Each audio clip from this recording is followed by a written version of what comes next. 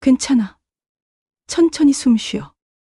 강남의 VIP 검진센터 로비에서 들려온 그 목소리에 도윤의 심장이 멈춘 듯 했습니다. 9년 전 헤어진 아내의 목소리였어요. 자동문이 열리며 들어온 세 사람의 모습이 도윤의 눈에 들어왔습니다. 마스크를 쓴 채 기침하는 작은 아이, 당황한 표정으로 아이를 돌보는 여자, 그리고 어른스럽게 물병을 건네는 소년. 이탈리아산 대리석과 샹들리에로 치장된 호화로운 병원 로비에서 벌어진 이 우연한 만남은 그의 완벽했던 일상을 송두리째 흔들어 놓았습니다. 성공한 CEO로서 모든 것을 가졌다고 믿었던 그에게 정작 가장 소중한 것들은 손가락 사이로 빠져나가고 있었던 것입니다. 접수 창구에서 들려오는 선수남 요구와 서영의 굳어가는 표정, 그리고 우리 먼저 나가자고 말하는 민재의 체념 섞인 목소리까지. 과연 도윤은 9년 전 잃어버린 가족을 다시 찾을 수 있을까요? 그리고 그 대가로 지금까지 쌓아 올린 모든 것을 잃게 될까요? 오늘도 운명사연에 와주신 여러분 감사합니다. 고마운 마음을 담아 오늘의 사연 시작합니다. 사연 시작하기 전에 구독과 좋아요 부탁드립니다. 여러분의 응원이 영상 제작에 큰 힘이 됩니다. 새벽 5시 40분 강남의 한 펜트하우스에서 자동 블라인드가 부드럽게 올라갔습니다. 첨단 홈 시스템이 설정된 시간에 맞춰 하루를 시작하는 신호를 보냈지만 도윤은 이미 깨어 있었습니다. 알람이 울리기 전에 눈을 뜨는 것은 그의 오래된 습관이었어요. 침실의 킹사이즈 침대에서 일어나며 그는 아무런 표정 변화도 보이지 않았습니다. 마치 기계처럼 정확한 루틴을 따라 움직이는 모습이었죠. 넓은 주방으로 향한 도윤의 발걸음은 대리석 바닥에 메아리 쳤습니다. 냉장고에서 꺼낸 유기농 샐러드 재료들은 색깔도 선명하고 신선해 보였어요. 이탈리아산 고급 원두를 넣은 에스프레소 머신이 완벽한 크레마를 만들어냈습니다. 하지만 도윤은 그 맛을 음미하지 않았어요. 그저 영양소와 카페인을 섭취하는 일상적인 과정일 뿐이었습니다. 입안에서 느껴지는 쌉쌀한 커피 맛조차 무덤덤하게 받아들였죠. 손목에 차고 있는 시계를 무의식적으로 만지작거렸습니다. 스위스산 명품 시계의 뒷면에는 작은 각인이 있었어요. 빛에 비춰야만 겨우 보이는 미니 가족 사진이었습니다. 4명의 작은 실루엣이 흐릿하게 새겨져 있었지만 도윤은 그것을 자세히 들여다보지 않았어요. 그저 습관적으로 손가락으로 문지를 뿐이었습니다. 거실의 대형 유리창 너머로는 이른 새벽 도로를 달리는 차들의 불빛이 보였습니다. 도시의 소음은 방음이 잘 된 펜트하우스 안까지는 거의 들리지 않았어요. 완벽하게 차단된 공간에서 도윤은 세상과 분리된 듯한 느낌을 받았습니다. 이 고요함이 평온함인지 고립감인지 구분하기 어려웠죠. 벽면에 설치된 대형 화면에서 비서실과의 영상 통화가 시작되었습니다. 김 실장의 단정한 모습이 화면에 나타났어요. 대표님, 오늘 일정 확인드리겠습니다. 오전 10시에 투자자 미팅, 오후 2시에 언론 인터뷰, 저녁 7시에 기술력 신상 시상식 참석이십니다. 도윤은 고개를 끄덕였습니다. 네, 알겠습니다. 축하드립니다, 대표님. 어제 발표된 매출 성장률이 업계 최고 수준이라고 하네요. 형식적인 칭찬과 박수 소리가 화면 너머로 들려왔지만 도윤의 표정은 여전히 무표정했어요. 성공의 소식들이 그에게는 그저 숫자로만 느껴졌습니다. 통화를 마친 후 도윤은 서재로 향했습니다. 벽면을 가득 채운 액자들에는 실리콘밸리 유명 매체에 실린 기사들이 걸려 있었어요. 아시아의 스티브 잡스, 젊은 기업가의 성공 신화 같은 화려한 제목들이 눈에 띄었습니다. 하지만 도윤은 그것들을 바라보며 아무런 감정도 느끼지 못했어요. 마치 다른 사람의 이야기를 보는 것 같았습니다. 지하 주차장으로 내려가는 엘리베이터 안에서 몇 명의 직원들과 마주쳤습니다. 그들은 도윤을 보자 깍듯하게 인사했지만 그 웃음 뒤에는 미묘한 긴장감이 숨어 있었어요. 모두가 눈치를 보며 대화를 나누는 모습이었습니다. 도윤도 그것을 느꼈지만 별다른 반응을 보이지 않았죠. 대표님, 오늘도 좋은 하루 되세요. 한 직원이 조심스럽게 말했지만 도윤은 짧게 답례만 하고 엘리베이터에서 내렸습니다. 그들의 시선이 자신의 뒤를 따라오는 것을 느꼈어요. 무거운 침묵이 엘리베이터 문이 닫힐 때까지 이어졌습니다. 지하 주차장의 형광등 불빛 아래 무광 블랙 벤츠가 기다리고 있었습니다. 전용 기사가 문을 열어주며 공손하게 인사했어요. 대표님, 어제 기사 보았습니다. 정말 축하드립니다. 도윤은 고개만 살짝 끄덕이며 뒷좌석에 앉았습니다. 기사의 진심 어린 축하 인사조차 그에게는 공허하게 들렸어요. 차창 밖으로 스쳐 지나가는 도시 풍경을 바라보며 그는 자신도 모르게 한숨을 내쉬었습니다. 신호등에서 잠깐 멈춘 차 안에서 도윤은 건널목을 건드는 한 노부부를 보았습니다. 할머니가 할아버지의 팔을 자연스럽게 끼고 걸어가는 모습이었어요. 그들의 걸음은 느렸지만 서로를 의지하며 나아가고 있었습니다. 도윤은 그 장면을 보며 무의식적으로 부러움을 느꼈죠. 하지만 곧 시선을 돌렸습니다. 회사 건물이 가까워질수록 도윤의 얼굴은 더욱 굳어졌습니다.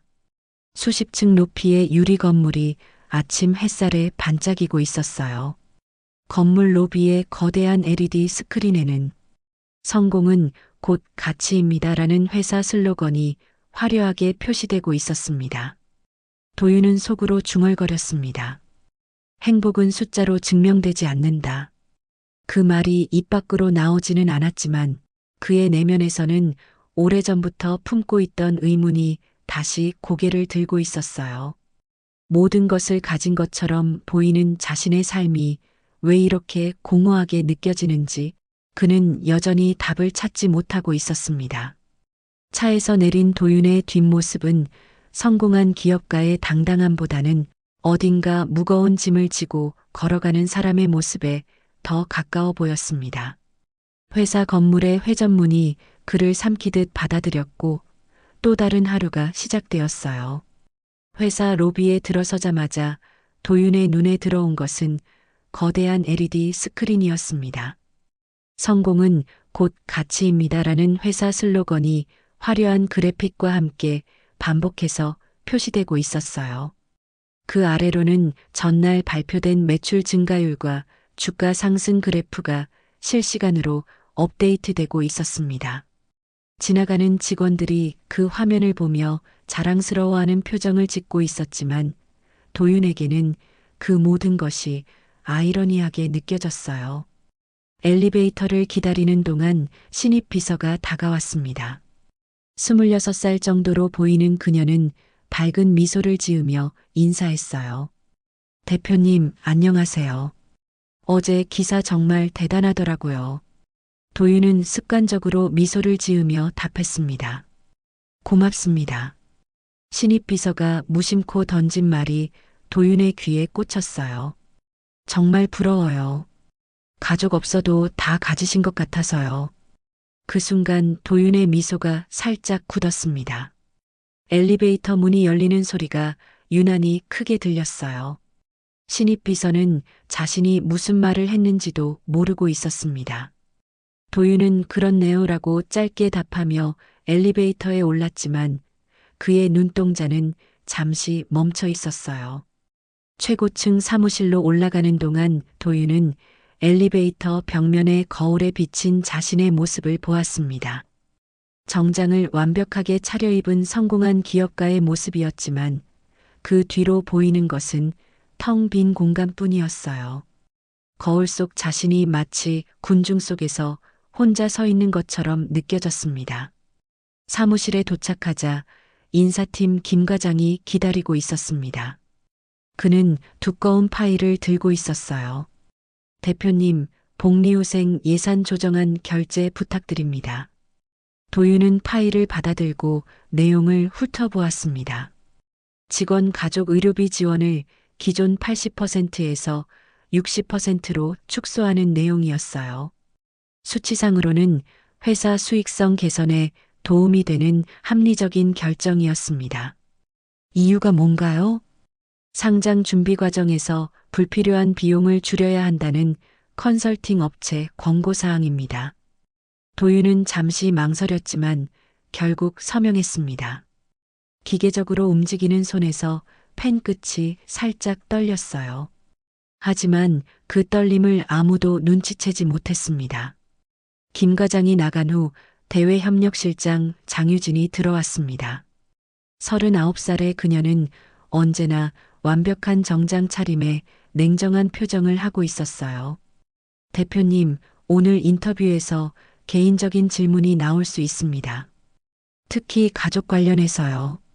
도윤의 손이 무의식적으로 시계 쪽으로 움직였습니다. 어떻게 대답하면 될까요? 사업에만 집중하고 있다고 하시면 됩니다. 오너리스크는 사소한 감정에서 시작되거든요. 유진의 말은 차갑고 단호했습니다. 그녀의 눈에는 감정이라는 것이 전혀 보이지 않았어요. 도윤은 그녀의 말에 고개를 끄덕였지만 마음 한편으로는 불편함을 느꼈습니다. 네, 알겠습니다. 유진이 나간 후 도윤은 혼자 남겨졌습니다. 넓은 사무실이 갑자기 더 넓게 느껴졌어요. 그는 의자에 깊숙이 몸을 맡기며 속으로 중얼거렸습니다. 성공이 공허하다면 나는 무엇을 쫓아왔을까? 창밖으로 보이는 서울 시내 풍경이 한눈에 들어왔습니다. 수많은 건물들과 바쁘게 움직이는 사람들의 모습이 마치 개미들처럼 작게 보였어요. 도윤은 자신도 그 개미들 중 하나에 불과하다는 생각이 들었습니다. 점심시간이 되어 사내 카페를 지나가던 도윤은 특별한 장면을 목격했습니다. 외부 방문객으로 보이는 젊은 여성이 유모차를 밀고 들어오고 있었어요. 아기는 평화롭게 잠들어 있었고 엄마는 아기를 내려다보며 미소를 짓고 있었습니다. 그 미소에는 그 어떤 성공 지표보다도 진짜 행복이 담겨 있었어요. 도윤은 발걸음을 멈추고 그 장면을 바라보았습니다. 자신도 모르게 시선이 그들에게 고정되어 있었어요. 유모차의 작은 바퀴 소리와 아기의 고른 숨소리가 사무실의 기계음보다 훨씬 따뜻하게 들렸습니다. 대표님? 뒤에서 김 실장이 부르는 소리에 도윤은 정신을 차렸습니다. 하지만 그의 마음속에는 방금 본 장면이 깊이 새겨져 있었어요. 사무실로 돌아온 도윤은 책상 위 메모지에 몇 개의 단어를 적었습니다. 성공, 가족, 일상, 회복. 그 단어들을 바라보며 그는 자신이 진정으로 원하는 것이 무엇인지 고민했습니다. 오후 회의가 시작되기 전 도윤은 창가에 서서 다시 한번 도시를 내려다보았습니다. 수많은 사람들이 각자의 삶을 살아가고 있었어요. 그들 중 일부는 가족과 함께 점심을 먹고 있을 것이고 누군가는 아이를 데리러 가는 길일 것이었습니다. 그런 평범한 일상이 도윤에게는 더 이상 평범하게 느껴지지 않았어요. 시계 뒷면을 다시 한번 만지작거리며 도윤은 속으로 다짐했습니다. 언젠가는 그 흐릿한 가족 사진 속 사람들과 다시 만날 용기를 가져야 한다고요. 하지만 아직은 그 용기가 어디에 있는지 알 수 없었습니다. 회의실로 향하는 복도에서 도윤은 자신의 그림자를 보았습니다. 긴 그림자가 혼자서 앞서가고 있었어요. 마치 그의 외로운 마음을 대변하는 것 같았습니다. 2010년 봄 도윤과 서영은 부산의 작은 교회에서 조촐한 결혼식을 올렸습니다. 2016년 가을 서울 가정법원에서 이혼 조정이 성립되었어요. 그리고 2025년 현재 두 사람은 서로 다른 세상에서 살고 있었습니다. 이혼 당시의 기억이 도윤의 머릿속에 스쳐 지나갔어요. 지방에서 시작한 작은 스타트업이 성장하면서 서울로 본사를 옮겨야 했던 시기였습니다. 매일 밤늦게 들어오는 도윤과 혼자서 아이들을 돌봐야 했던 서영 사이의 거리는 점점 벌어졌어요. 말다툼이 잦아졌고 서로를 이해하려는 노력보다는 각자의 입장만 고집하게 되었습니다. 결국 지치고 멀어진 두 사람은 헤어지기로 했죠. 한편 서영의 하루는 새벽 4시에 시작되었습니다. 새벽 배송 물류센터에서 5시간 근무를 마치고 나면 오전 9시였어요. 짧은 휴식 후 오전 10시부터는 요양보호사로 일했습니다. 치매 초기 증상을 보이는 할머니 댁을 돌보는 일이었는데 몸과 마음이 모두 지치는 일이었어요. 오후 6시에 집으로 돌아와 저녁을 준비하고 아이들과 시간을 보낸 후 밤 10시부터는 편의점에서 새벽까지 일했습니다. 물류센터에서 서영은 무거운 택배 상자들을 나르며 허리에 통증을 참았어요. 동료들은 대부분 자신보다 어렸지만 모두 각자의 사연을 안고 있었습니다. 관리자는 실적에만 관심이 있었고 시급은 언제나 아쉬웠죠. 요양원에서는 할머니의 갑작스러운 화와 불안감을 달래야 했고 편의점에서는 술에 취한 손님들의 무리한 요구를 참아야 했습니다. 42살 서영의 손은 거칠어져 있었어요. 핸드크림을 발라도 갈라진 손끝은 쉽게 나아지지 않았습니다. 거울을 볼 때마다 늘어나는 주름과 깊어가는 눈가의 선을 발견했지만 그럴 시간조차 아까웠어요. 15살 민재는 어른스러웠습니다. 매일 아침 6시에 일어나 다은이를 깨우고 아침을 준비했어요. 엄마가 새벽 일을 마치고 돌아올 때까지 동생을 돌보는 것이 그의 몫이었습니다. 학교에서 돌아오면 빨래를 개고 저녁 준비를 도왔어요. 밤에는 도서관에서 혼자 공부했습니다. 학원을 다닐 형편이 되지 않아 독학으로 공부해야 했지만 성적은 상위권을 유지하고 있었어요. 민재는 또래 친구들처럼 게임을 하거나 놀 시간이 없었습니다. 하지만 불평하지 않았어요. 오히려 엄마의 힘든 모습을 보며 자신이 더 열심히 해야 한다고 생각했습니다. 가끔 아버지에 대한 기억이 떠오르기도 했지만 그런 감정은 깊숙이 묻어두었어요. 12살 다은이는 선천성 심장질환을 앓고 있었습니다. 정기검진을 받아야 했고 매일 약을 먹어야 했어요.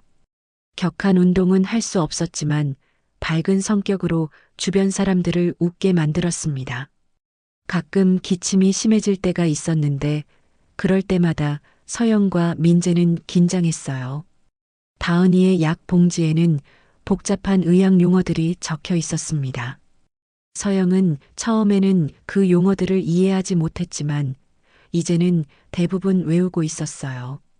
병원비와 약값은 매달 가게에 큰 부담이었습니다. 서영의 어머니 김명자는 71살이었습니다. 초기 치매 증상을 보이기 시작해서 가끔 물을 끓이다가 까먹거나 가스레인지를 켜둔 채 외출하려는 일이 있었어요. 서영은 어머니를 요양원에 모셔야 하나 고민했지만 경제적 여건상 쉽지 않았습니다. 반지하 집은 습기가 많았습니다. 특히 장마철에는 곰팡이 냄새가 심했어요. 인터폰은 자주 고장이 났고 테이프로 임시 수리해서 사용하고 있었습니다.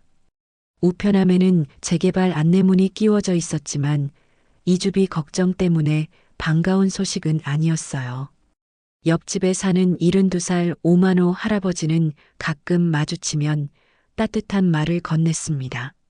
민재야, 다은이야, 공부 잘하고 있지? 네, 할아버지. 엄마 힘들지? 너희가 잘 도와드려야 해. 오만호는 이 동네에서 40년 넘게 살았던 터줏대감이었어요. 아이들에게는 할아버지 같은 존재였습니다. 가끔 서영이 너무 바쁠 때는 아이들을 잠깐 봐주기도 했어요. 도윤의 펜트하우스는 모든 것이 정리되어 있었습니다. 옷장에는 같은 색깔의 정장들이 줄지어 걸려 있었고 운동기구는 먼지 하나 없이 깨끗했어요. 매일 같은 시간에 운동하고 같은 메뉴로 식사했습니다. 하지만 이 완벽한 공간에는 사람의 온기가 없었어요. 냉장고에는 일주일치 식단이 미리 준비되어 있었습니다. 영양사가 계산한 칼로리와 영양소가 완벽하게 맞춰진 음식들이었어요. 하지만 도윤은 그 음식들의 맛을 제대로 느끼지 못했습니다. 그저 몸에 필요한 영양소를 섭취하는 기계적인 행위일 뿐이었어요. 서재에는 최신 경영 서적들이 가득했지만 소설이나 에세이 같은 책은 없었습니다. 침실에는 킹사이즈 침대가 있었지만 도윤은 항상 한쪽에서만 잤어요. 나머지 절반은 늘 비어 있었습니다. 이렇게 두 개의 완전히 다른 세계가 같은 도시 안에서 흘러가고 있었어요. 한쪽에는 풍요로움 속의 공허함이, 다른 쪽에는 고단함 속의 따뜻함이 있었습니다. 아직 두 세계는 만나지 않았지만 무언가가 그들을 다시 이어줄 순간이 다가오고 있었어요. 정기 건강검진을 위해 강남의 VIP 검진센터를 찾은 도윤은 로비의 화려함에 다시 한번 감탄했습니다. 이탈리아산 대리석 바닥에 반사된 샹들리에 불빛이 눈부시게 빛났어요. 발걸음 소리가 높은 천장에 메아리치며 웅장한 분위기를 연출했습니다. 이곳은 일반인들이 쉽게 접근할 수 있는 곳이 아니었어요. 접수 데스크에서 체크인을 마친 도윤은 대기실로 향했습니다. 가죽 소파와 원목 테이블이 고급스럽게 배치되어 있었고 벽면에는 유명 화가의 작품들이 걸려 있었어요. 조용한 클래식 음악이 은은하게 흘러나오고 있었습니다. 바로 그때 자동문이 열리며 3명의 사람이 들어왔습니다. 도윤의 심장이 갑자기 빨라지기 시작했어요. 90년 전 헤어진 가족이었습니다. 서영이 다은이의 손을 잡고 있었고 민재가 그 옆에서 어머니의 가방을 들어주고 있었어요.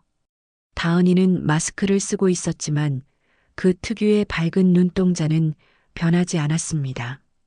하지만 걸음걸이가 예전보다 조심스러워 보였어요.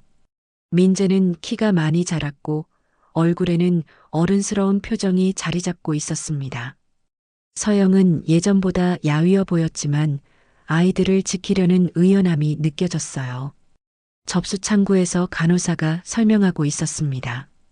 심장 초음파 검사는 선수납 후에 가능합니다.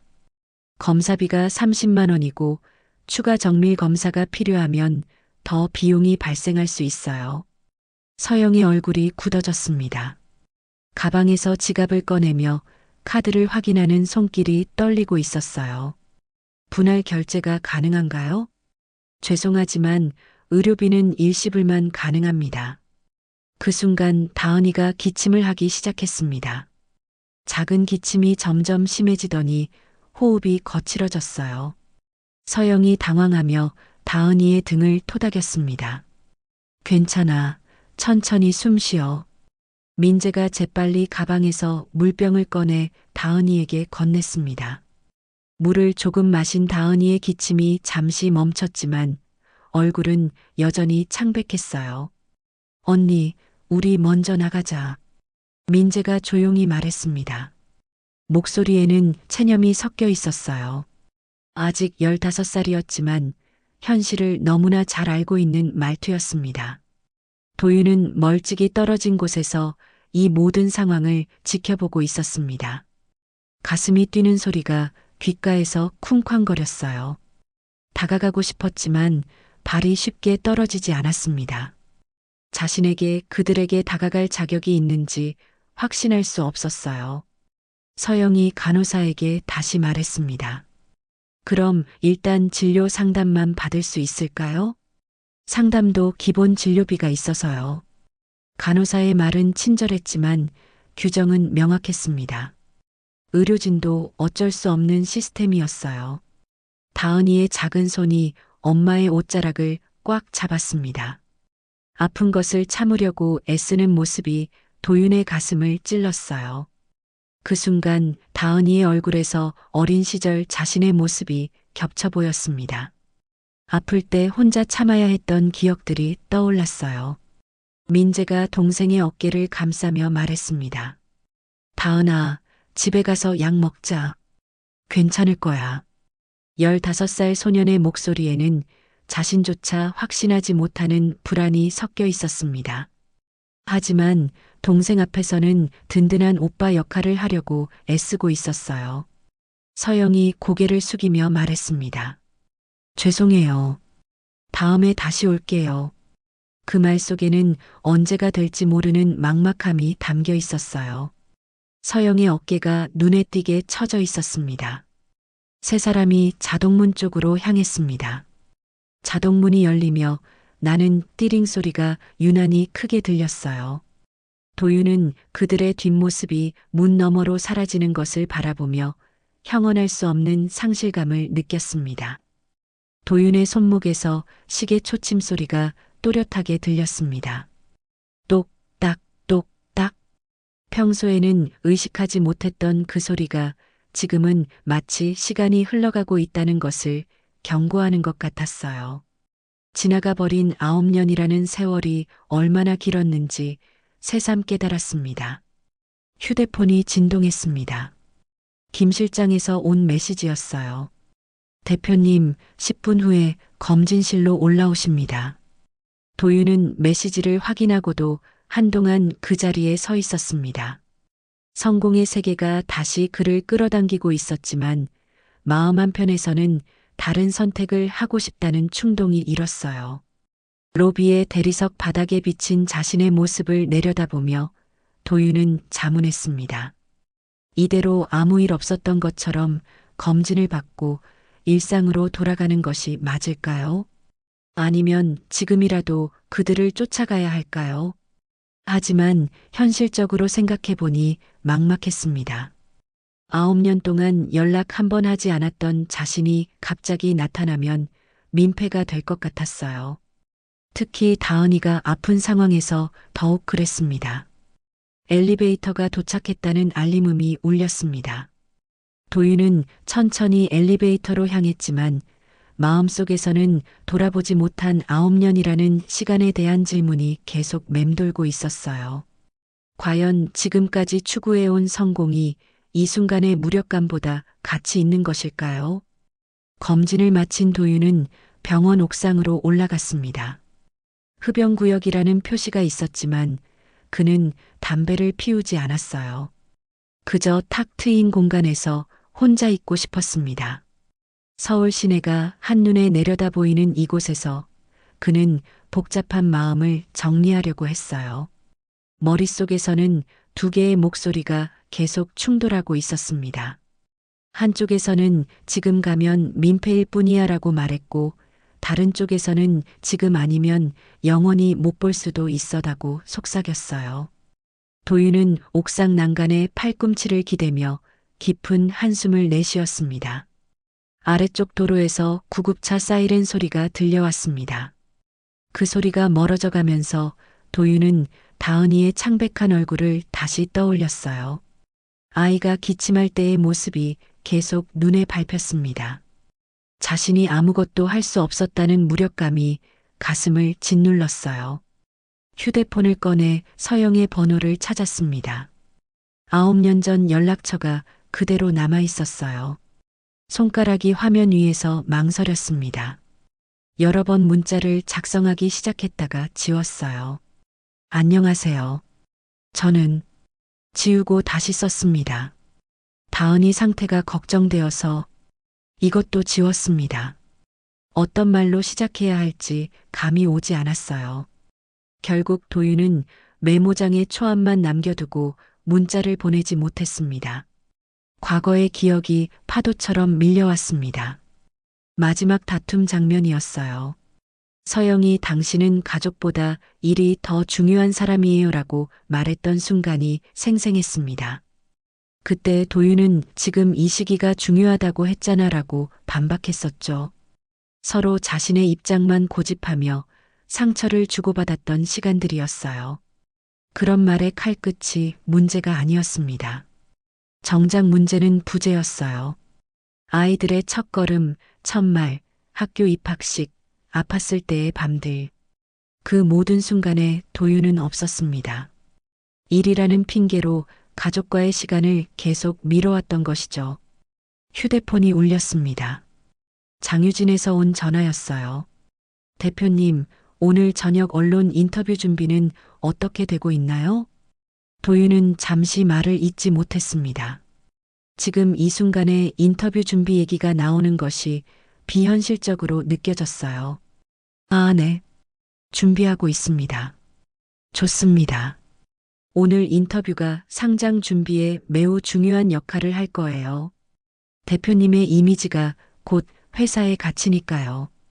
유진의 목소리는 언제나처럼 차갑고 효율적이었습니다. 그녀에게는 이미지가 현실보다 우선이었어요. 도유는 그런 세계에서 살아왔고 그것이 성공의 길이라고 믿어왔습니다. 통화를 끝낸 후 도유는 더욱 혼란스러워졌습니다. 한쪽에는 상장을 앞둔 회사와 수많은 직원들의 생계가 걸려 있었어요. 다른 쪽에는 아픈 딸과 힘든 시간을 보내고 있는 가족이 있었습니다. 바람이 불어와 도윤의 머리카락을 흐트러뜨렸습니다. 평소 같으면 즉시 정리했겠지만 지금은 그런 것조차 신경 쓸 여유가 없었어요. 그는 옥상 벤치에 앉아 고개를 숙였습니다. 결국 도윤은 한 가지 결정을 내렸습니다. 직접 접근하기보다는 먼저 정보를 얻기로 한 것이었어요. 탐정을 고용해서 가족의 현재 상황을 정확히 파악하고 싶었습니다. 그래야 어떻게 도움을 줄 수 있을지 구체적인 계획을 세울 수 있을 것 같았어요. 손목 시계를 보니 오후 3시였습니다. 시계 뒷면의 가족 사진이 햇빛에 비쳐 희미하게 보였어요. 그 작은 실루엣들을 바라보며 도윤은 자신에게 물었습니다. 나는 어떤 아버지였을까? 솔직한 답은 부끄러웠습니다. 거의 아버지 역할을 하지 못했다는 것이 현실이었어요. 민재가 태어났을 때도 회사 회의 때문에 병원에 늦게 도착했었고, 다은이가 심장 수술을 받을 때도 중요한 계약 때문에 곁에 있어주지 못했습니다. 옥상에서 내려온 도윤은 병원 로비 카페에 앉았습니다. 아메리카노를 주문하고 기다리는 동안 그는 영수증 뒷면에 펜으로 메모를 적었어요. 민재, 다은이, 서영 마이너스 다음에. 그 짧은 단어들 안에는 9년 동안 미뤄온 부채의식이 담겨 있었습니다. 더 이상 미룰 수 없다는 절박함도 함께였어요. 커피를 마시며 도윤은 주변을 둘러보았습니다. 병원 로비에는 다양한 사람들이 있었어요. 휠체어에 앉은 할머니를 돌보는 며느리, 아기를 안고 있는 젊은 아빠, 검사 결과를 기다리며 불안해하는 중년 부부. 모두가 가족이라는 끈으로 연결되어 있었습니다. 그 모습들을 보며 도윤은 깨달았습니다. 성공이라는 것이 아무리 화려해도 혼자서는 의미가 없다는 것을요.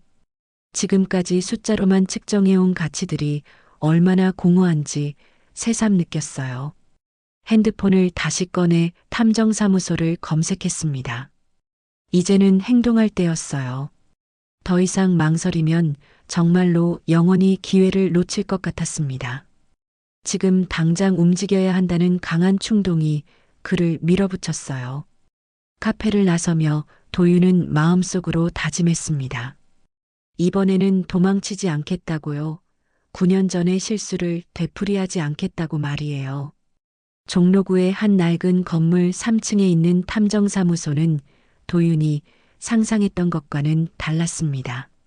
형광등이 깜빡거리며 불안정한 빛을 내고 있었고 귀퉁이에는 오래된 사건 파일들이 높이 쌓여 있었어요.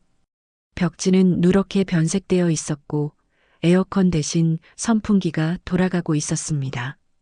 50대 중반으로 보이는 탐정 조용석이 도윤을 맞았습니다. 그는 헌 체크 셔츠를 입고 있었고 두꺼운 안경 너머로 예리한 눈빛을 보내고 있었어요. 어떤 일로 오셨나요? 도윤은 의자에 앉으며 잠시 망설였습니다. 목소리가 살짝 떨리고 있었어요. 가족을 찾고 싶습니다. 실종자 수색인가요? 아니요. 제 전 가족입니다. 그 말을 하는 순간 도윤의 가슴이 뭉클해졌습니다. 전 가족이라는 표현이 얼마나 무거운 의미인지 새삼 깨달았어요. 조용석은 도윤의 표정을 살피며 고개를 끄덕였습니다. 이혼하신 거군요. 양육권은 어떻게 되어 있나요? 상대방에게 있습니다. 9년 전에 헤어졌어요. 도윤은 천천히 상황을 설명했습니다. 서영과 아이들의 이름, 마지막으로 알고 있던 주소, 그리고 오늘 병원에서 본 상황까지 상세히 얘기했어요. 말하는 동안 그의 손이 무의식적으로 떨리고 있었습니다. 조용석이 메모를 하며 물었습니다. 접촉을 시도하려는 이유가 있나요? 도윤은 잠시 말을 멈췄습니다. 어떻게 설명해야 할지 고민되었어요. 딸이 아픈 것 같습니다. 도움이 필요해 보였어요. 법적으로 문제없는 범위에서만 조사가 가능합니다. 조용석은 계약서를 꺼내며 설명했습니다. 의뢰비는 300만 원이었고 일주일 정도 시간이 필요하다고 했어요.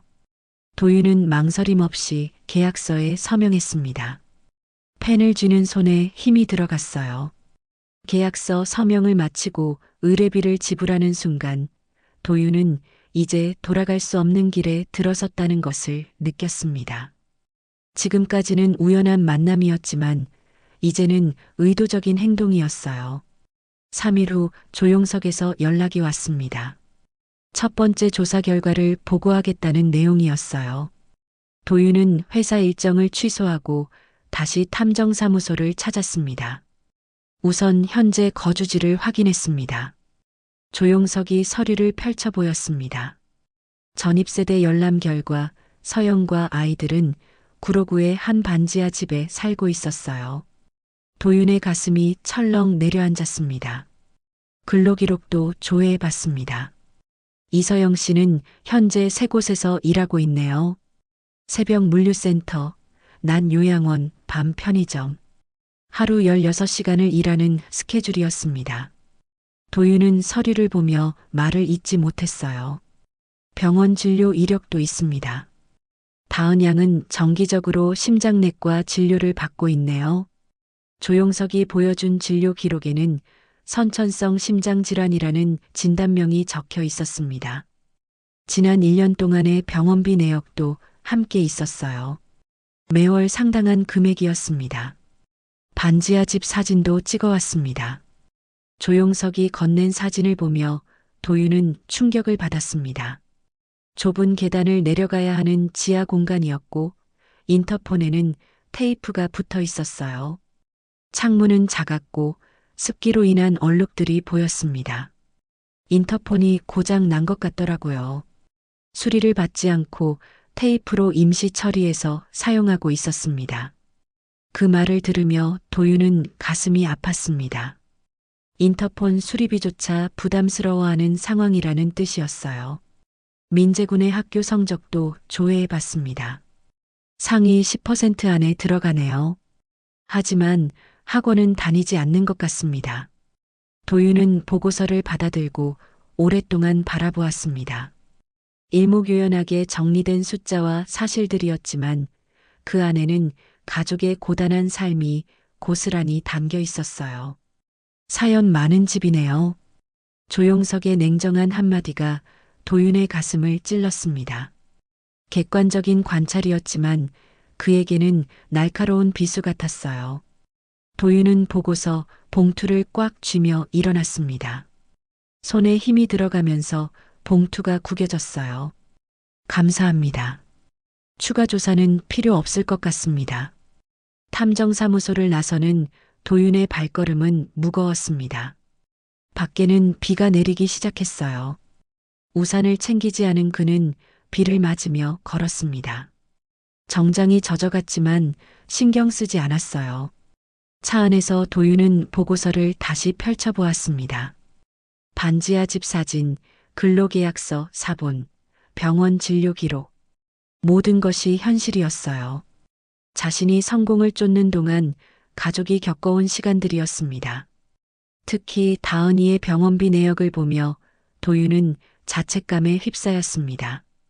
한 달 병원비가 자신의 하루 용돈보다 적었어요. 그런데도 그 가족에게는 큰 부담이었을 것입니다. 이제 더 이상 지켜보기만으로는 안 된다는 것을 깨달았습니다. 직접 개입해야 할 때였어요. 하지만 어떻게 접근해야 할지는 여전히 고민이었습니다. 휴대폰을 꺼내 서영의 번호를 다시 확인했습니다. 이번에는 정말로 연락해야 할 것 같았어요. 9년 동안 미뤄온 용기를 내야 하는 순간이었습니다. 서영은 다은이와 함께 병원 사회복지사실을 찾았습니다. 상담실 문패에는 박미영 사회복지사라고 적혀 있었어요. 45살의 박미영은 15년간 의료사회복지 업무를 담당해온 베테랑이었습니다. 다은이 검사 결과를 보니 정기적인 관리가 필요한 상태네요. 박미영은 부드러운 목소리로 설명했습니다. 벽면에는 의료급여 신청 안내문과 각종 지원제도 포스터들이 붙어 있었어요. 의료급여 신청을 해보셨나요? 소득 기준에 해당하시면 진료비 부담을 줄일 수 있어요.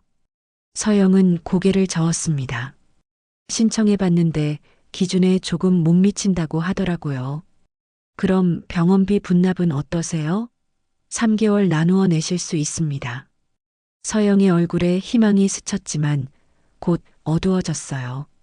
분납을 해도 결국 같은 금액이었기 때문입니다. 일단 신청서 작성해 보실까요? 박미영이 건넨 서류를 받으며 서영은 복잡한 마음이었어요. 자존심과 현실 사이에서 줄타기를 해야 했습니다. 한편 민재는 도서관에서 자신만의 루틴을 가지고 있었습니다. 방과 후 반납대 정리 아르바이트를 하면서 용돈을 벌었어요. 한 달에 30만 원 정도였지만 가게에는 소중한 도움이었습니다. 민재야, 오늘도 수고했어. 사서 선생님이 따뜻하게 말했습니다. 50대 여성인 그녀는 민재의 성실함을 늘 칭찬했어요. 선생님, 대학 준비는 언제부터 시작하는 게 좋을까요? 내가 워낙 성실하니까 충분히 할 수 있을 거야. 다만 학원비가 부담되면 온라인 강의도 좋은 방법이야. 민재는 고개를 끄덕이며 메모했습니다. 또래들처럼 학원을 다닐 수는 없지만 다른 방법을 찾아보려고 했어요. 반지하 집 옆집에 사는 오만호 할아버지는 저녁 산책 중에 민재와 다은이를 만났습니다. 아이들이 편의점에서 라면을 사들고 오는 모습이었어요. 또 라면이야? 엄마가 야근하나? 네, 오늘 밤늦게 들어오세요. 다은이가 대답했습니다. 오만호는 안쓰러운 표정을 지었어요. 할아버지가 김치찌개라도 끓여줄까? 괜찮아요. 저희가 할 수 있어요. 민재가 예의 바르게 거절했습니다. 하지만 오만호는 아이들의 뒷모습을 바라보며 중얼거렸어요. 아버지란 건 결국 돌아오는 거야. 그의 말에는 오랜 인생 경험에서 우러나온 통찰이 담겨 있었습니다. 서영의 어머니 김명자는 그날 또 가스레인지를 켜놓고 깜빡했습니다. 다행히 민재가 학교에서 일찍 돌아와 발견했어요. 할머니, 위험해요.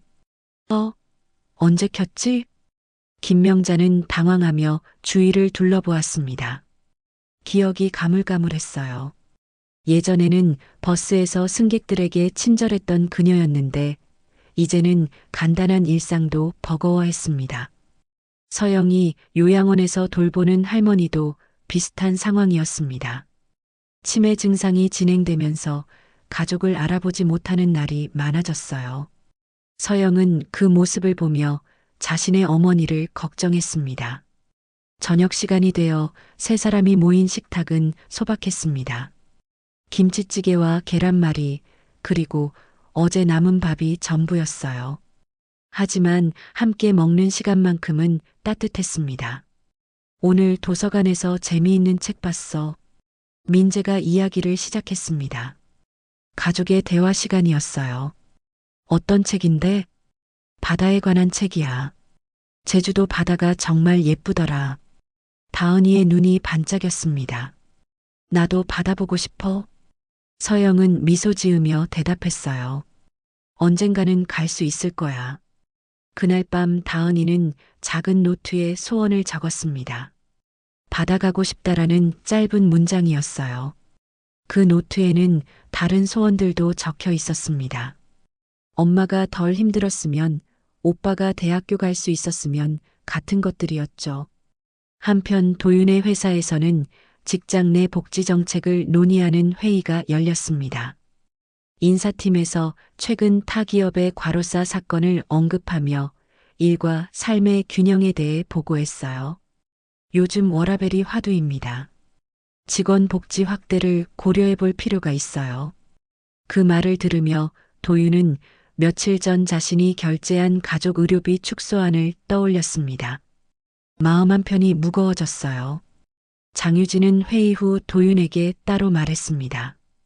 VIP 네트워킹 파티 참석하시죠.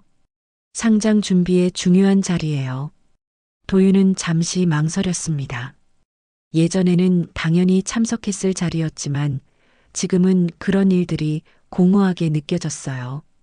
그날 저녁 서영과 민재는 다은이의 약 때문에 작은 다툼을 벌였습니다.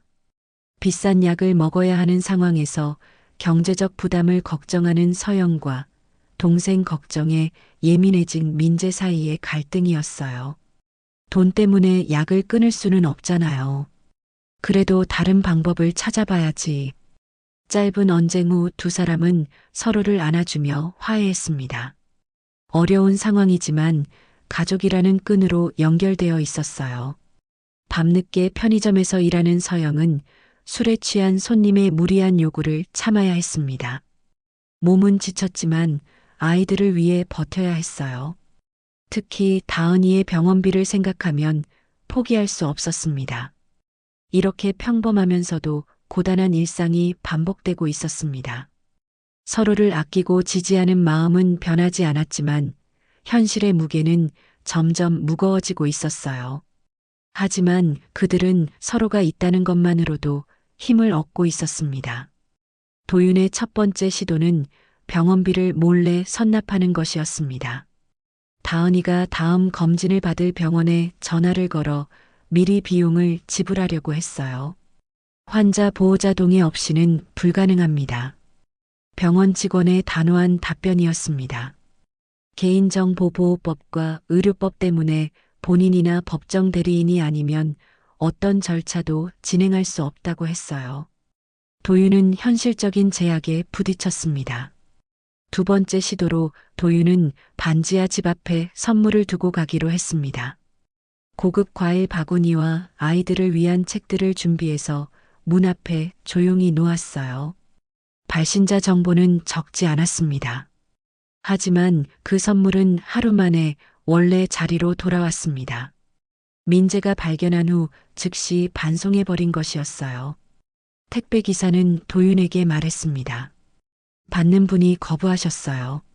모르는 사람 선물은 받을 수 없다고 하더라고요. 도윤의 마음은 더욱 무거워졌습니다. 민재의 조심스러운 성격을 새삼 깨달았어요. 세 번째 시도는 더욱 조심스러웠습니다.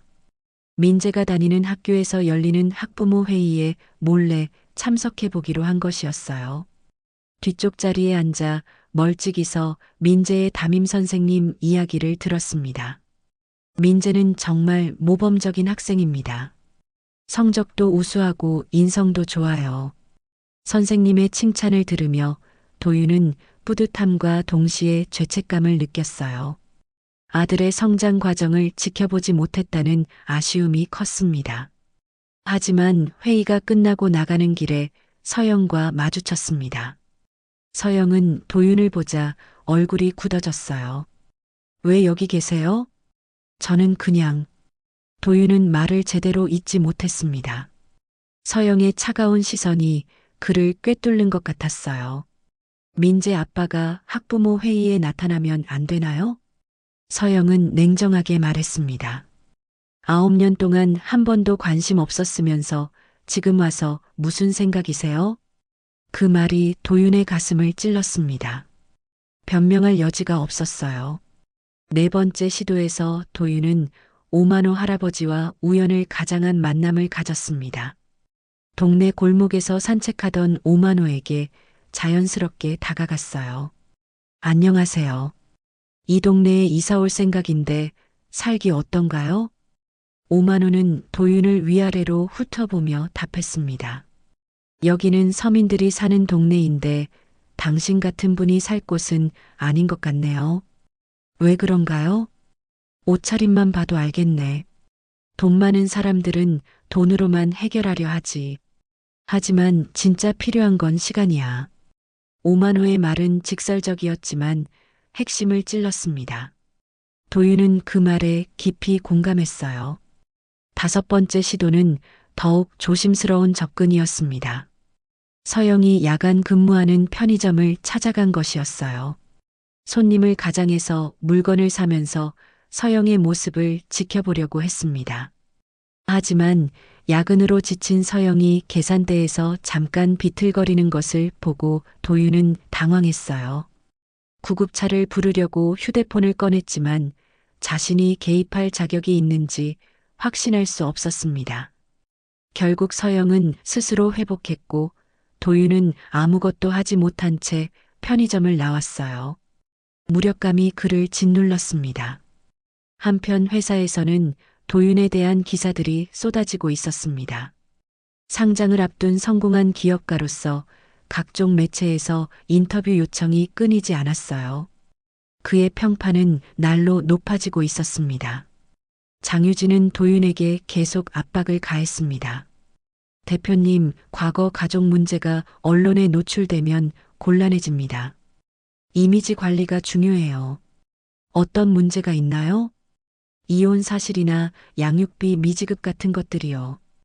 요즘 기업의 사회적 책임을 중시하는 분위기잖아요.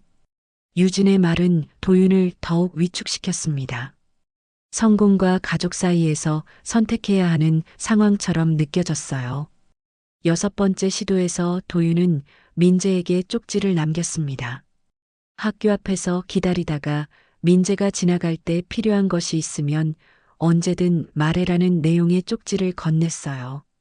하지만 그날 비가 내렸고 쪽지의 글자가 번져서 읽기 어려워졌습니다. 민재는 그 쪽지를 받아보더니 그냥 휴지통에 버렸어요. 도윤은 멀리서 그 모습을 보며 절망감을 느꼈습니다. 다은이는 그날 밤 날씨 일기를 썼습니다. 오늘은 비가 내렸다. 비 오는 날에는 숨쉬기가 더 힘들다. 아이의 순수한 기록이었지만 그 안에는 병의 고통이 담겨 있었어요. 일곱 번째 시도는 가장 절망적이었습니다. 도윤은 용기를 내어 서영에게 직접 전화를 걸었어요.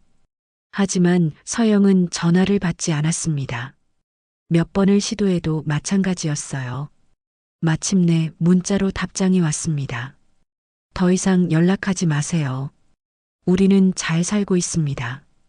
그 짧은 문자 메시지가 도윤에게는 거절의 벽처럼 느껴졌습니다. 모든 시도가 실패로 끝나고 있었어요. 도윤은 펜트하우스로 돌아와 거실 소파에 주저앉았습니다. 완벽하게 정리된 공간이 더욱 공허하게 느껴졌어요. 성공이라는 것이 과연 무엇인지 의문이 들었습니다. 창밖으로 보이는 도시의 불빛들이 반짝이고 있었지만 그 빛들조차 차갑게만 느껴졌어요. 도윤은 자신의 모든 시도가 불완전했다는 것을 깨달았습니다. 돈으로 해결하려고 했거나 멀찍이서 지켜보기만 했거나 진정한 소통 없이 일방적으로 접근했던 것들이었죠. 하지만 포기할 수는 없었습니다. 가족에 대한 그리움과 책임감이 그를 계속 움직이게 만들었어요. 화요일 오후 3시 다은이가 학교 보건실에서 쓰러졌습니다. 체육 수업 중 갑자기 호흡이 곤란해지면서 가슴을 움켜잡고 주저앉은 것이었어요. 보건 선생님이 즉시 119에 신고했습니다. 의식은 있지만 호흡이 불규칙해요. 선천성 심장질환 병력이 있는 학생입니다. 구급대원의 무전소리가 학교 복도에 울려 퍼졌어요. 다은이는 들것에 실려 구급차로 옮겨졌습니다. 서영은 요양원에서 일하던 중 학교에서 온 전화를 받았습니다. 손에 들고 있던 약 봉지가 바닥에 떨어졌어요. 지금 바로 갈게요. 목소리가 떨리고 있었습니다. 서영은 원장에게 급히 양해를 구하고 병원으로 달려갔어요. 민재는 학교에서 연락을 받고 수업을 빠지고 뛰어나왔습니다. 평소 침착한 그였지만 이번에는 달랐어요. 버스를 기다릴 수 없어서 택시를 잡았습니다. 병원 응급실에 도착한 의료진은 다은이의 상태를 빠르게 점검했습니다. 심전도와 흉부 엑스레이, 혈액 검사가 연이어 이뤄졌어요. 선천성 심장질환 합병증으로 보입니다. 수술 전 안정화가 필요해요. 의사의 설명이 서영과 민재에게는 청천벽력 같았습니다. 수술이라는 단어가 머릿속에서 맴돌았어요. 수술비는 얼마나 들까요? 서영이 떨리는 목소리로 물었습니다. 선수납 700만 원 정도 예상됩니다. 추가 비용이 발생할 수도 있어요. 간호사의 답변에 서영의 얼굴이 창백해졌습니다. 그 금액은 상상할 수 없는 큰 돈이었어요. 민재가 주먹을 꽉 쥐며 말했습니다. 돈이면 다 해결되냐고요. 15살 소년의 분노와 절망이 섞인 목소리였습니다. 하지만 현실은 냉정했어요. 반지하 집의 인터폰 고장으로 구급대가 진입하는데 어려움을 겪었다는 소식도 들려왔습니다. 오만호 할아버지가 도와서 문을 열어줬다고 했어요. 그 얘기를 들으며 서영은 더욱 자책했습니다. 바로 그때 도윤이 병원에 도착했습니다. 탐정을 통해 다은이의 응급 상황을 알게 된 것이었어요. 그는 중환자실 앞에서 서영과 민재를 멀리서 바라보았습니다. 도윤은 더 이상 망설일 수 없었습니다. 손목에 차고 있던 시계를 벗어들고 병원 1층으로 내려갔어요. 로비에는 귀금속 매입 업체가 있었습니다. 이 시계 얼마에 팔 수 있나요? 스위스 명품이네요. 500만 원 정도 가능합니다. 도윤은 망설임 없이 시계를 팔았습니다. 가족 사진이 새겨진 그 시계를 놓아보내는 것은 상징적인 의미가 있었어요. 과거에 얽매이지 않고 현재에 집중하겠다는 결심이었습니다. 현금을 들고 수납 창구로 향한 도윤은 직원에게 말했습니다. 다은이 수술비 선납하려고 합니다. 보호자이신가요? 아버지입니다. 그 말을 하는 순간 도윤의 목소리가 떨렸습니다. 9년 만에 처음으로 자신을 아버지라고 소개하는 순간이었어요. 하지만 보호자 동의 절차 때문에 단순히 돈만으로는 해결되지 않았습니다. 서영의 동의가 필요했어요. 도윤은 중환자실 앞으로 올라갔습니다. 서영과 민재가 의자에 앉아 있었어요. 서영은 울고 있었고 민재는 주먹을 꽉 쥔 채 고개를 숙이고 있었습니다. 서영 씨. 도윤의 목소리에 두 사람이 고개를 들었습니다. 서영의 눈이 커졌어요. 왜 여기 와요? 다은이 수술비 문제로 왔습니다. 도윤이 현금 봉투를 내밀었습니다. 서영은 그것을 받지 않았어요. 우리 일에 왜 끼어들어요? 저도 다은이 아빠입니다. 그 말에 민재가 벌떡 일어났습니다. 9년 동안 어디 있었는데 지금 와서 아빠라고 해요? 민재의 목소리에는 분노가 가득했습니다. 하지만 동시에 오랫동안 억눌러왔던 그리움도 섞여 있었어요. 미안해. 도윤이 간단히 말했습니다. 변명하지 않았어요. 서영이 고개를 저었습니다. 미안하다고 해서 해결되는 게 아니에요. 알고 있습니다. 하지만 지금은 다은이가 중요해요. 도윤의 말에 진정성이 담겨 있었습니다. 서영도 그것을 느꼈어요. 한편 장유진이 도윤에게 전화를 걸었습니다. 대표님, 지금 언론 인터뷰 시간인데 어디 계세요? 취소해 주세요. 무슨 일이세요? 가족이 더 중요한 일이 생겼습니다. 도윤의 단호한 거절에 장유진은 당황했습니다. 지금까지 일을 최우선으로 여겼던 도윤이 변한 것이었어요. 수술실 앞에서 도윤은 유리병 너머로 다은이를 봤습니다. 작은 몸에 여러 기계가 연결되어 있었어요. 아이와 눈이 마주쳤을 때 다은이가 희미한 미소를 지었습니다.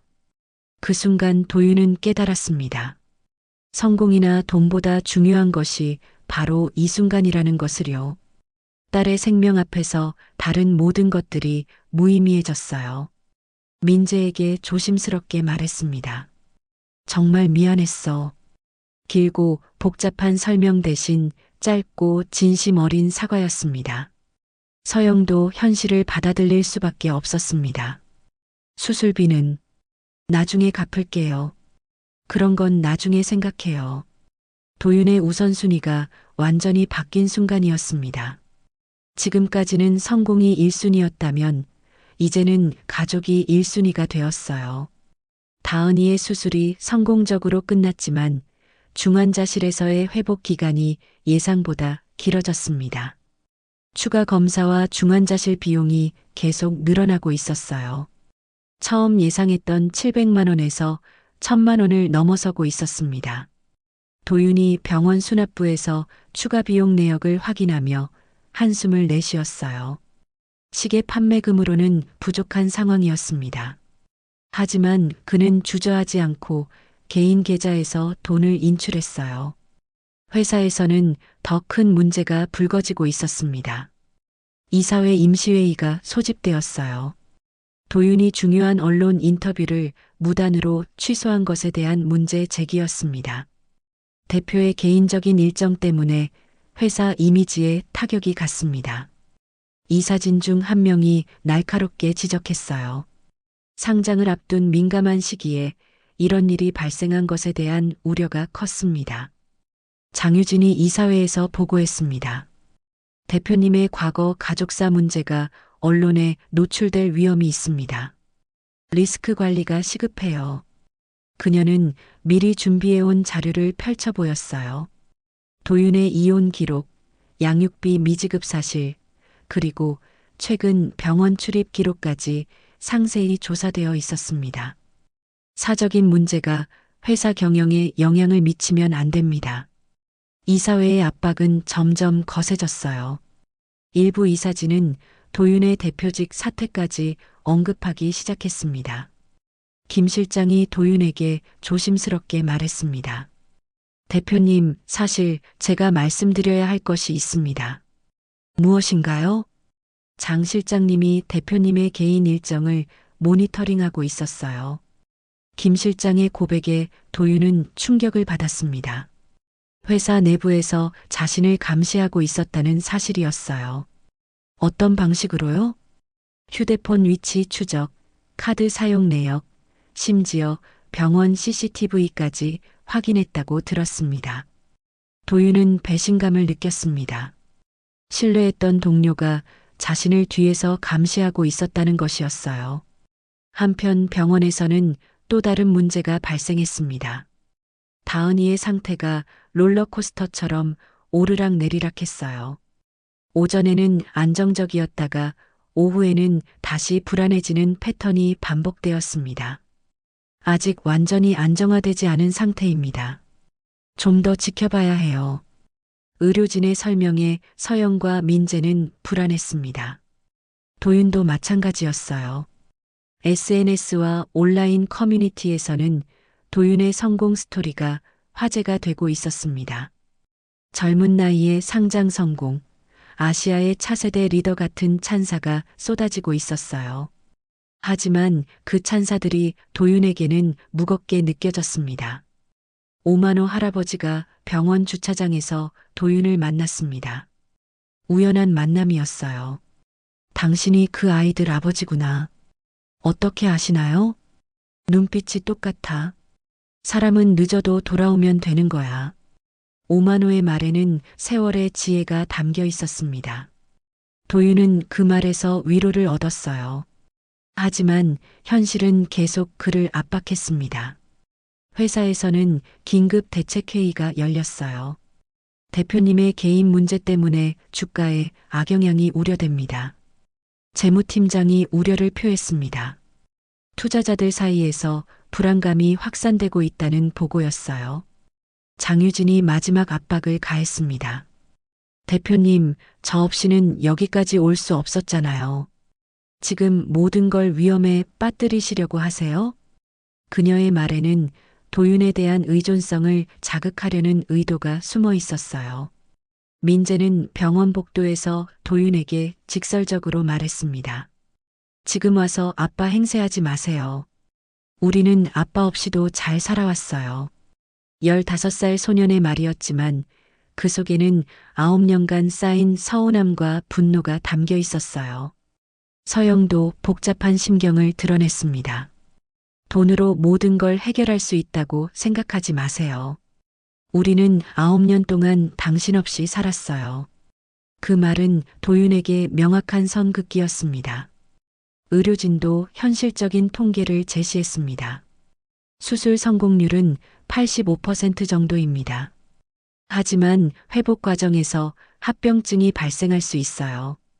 냉정한 숫자 뒤에 숨겨진 15%의 불안이 가족들을 압박했습니다. 장유진은 마지막 카드를 꺼내 들었습니다. 언론에서 대표님 가족사를 파기 시작했어요. 내일부터 기사가 나올 예정입니다. 그녀가 보여준 기사 초안에는 성공한 CEO의 숨겨진 과거, 양육비 미지급, 논란 같은 자극적인 제목들이 있었어요. 도윤은 모든 방향에서 압박을 받고 있었습니다. 회사에서는 경영진의 불신, 가족에게서는 거부감, 언론에서는 스캔들 위험, 그리고 다은이의 불안정한 상태까지 사면초가의 상황이었어요. 그날 밤 도윤은 병원 대기실 의자에서 밤을 새웠습니다. 형광등의 윙윙거리는 소리만이 정적을 깨뜨렸어요. 성공이라는 것이 얼마나 허상인지 뼈저리게 느꼈습니다. 휴대폰에는 장유진을 비롯한 회사 관계자들의 메시지가 계속 들어왔어요. 하지만 도윤은 그 어떤 메시지에도 답하지 않았습니다. 지금 그에게는 다은이의 회복만이 중요했어요. 다음 날 아침 민재가 병원 복도에서 도윤에게 다가왔습니다. 15살 소년의 얼굴에는 밤새 고민한 흔적이 역력했어요. 그의 눈빛은 차갑게 굳어 있었습니다. 아빠라고 부르지 마세요. 민재의 목소리는 떨리고 있었지만 단호했습니다. 그 말 한마디가 도윤의 가슴을 날카롭게 찔렀어요. 민재야, 우리에게 아빠는 없어요. 9년 전에 이미 없어졌거든요. 민재가 고개를 돌리며 말했습니다. 오랫동안 참아왔던 감정이 터져나오는 순간이었어요. 서영도 중환자실 앞에서 도윤에게 명확하게 선을 그었습니다. 우리는 9년 동안 당신 없이 살았어요. 서영의 목소리에는 더 이상 흔들림이 없었습니다. 42살 여성의 단단해진 마음이 느껴졌어요. 돈으로 모든 걸 되돌릴 수 있다고 생각하지 마세요. 그 말에 도윤은 아무런 반박도 할 수 없었습니다. 그동안의 모든 시도가 결국 돈으로 해결하려는 것이었다는 걸 깨달았어요.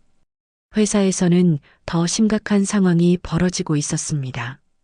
이사회 긴급회의에서 도윤의 대표직 사퇴 안건이 정식으로 상정되었어요. 현재 상황으로는 상장 일정에 차질이 불가피합니다. 이사진들의 표정은 차갑기만 했습니다. 수년간 함께 일해온 동료들이었지만 위기 상황에서는 냉정한 판단만이 존재했어요. 휴대폰에 문자가 도착했습니다. 이사회 결정 통보였어요. 대표직 사퇴 권고 결의안이 가결되었습니다. 그 짧은 문자 메시지가 도윤이 15년간 쌓아올린 모든 것의 종료를 알리고 있었습니다. 의료진이 가족들을 상담실로 불렀습니다. 담당 의사의 표정이 평소보다 어두웠어요. 다은이의 수술 성공 확률에 대해 다시 말씀드려야겠습니다. 무슨 말씀이세요? 서영이 불안한 목소리로 물었습니다. 추가 검사 결과 심장 기능이 예상보다 더 약화되어 있어요. 성공 확률이 70% 정도로 낮아졌습니다.